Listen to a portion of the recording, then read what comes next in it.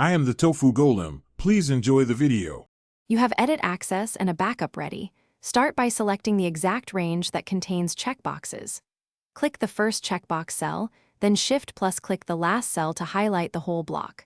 Once the range is selected, note its address or copy it briefly.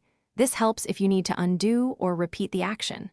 Make sure you're not including header rows. Doing this prevents accidental deletion of non-checkbox content and speeds the next steps. With the range highlighted, open the Data menu and choose Data Validation so you can see the checkbox rule. You'll remove the rule because checkboxes are implemented via data validation. Click Remove Validation and confirm. This detaches the checkbox behavior from those cells.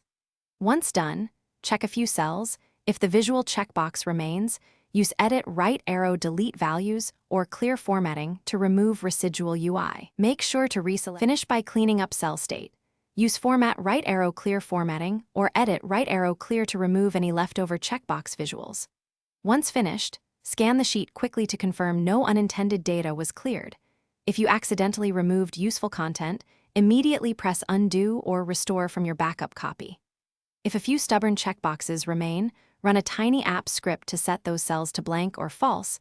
This targets only checkbox-type cells. If errors occur, double-check your original selection and repeat removal for missed ranges.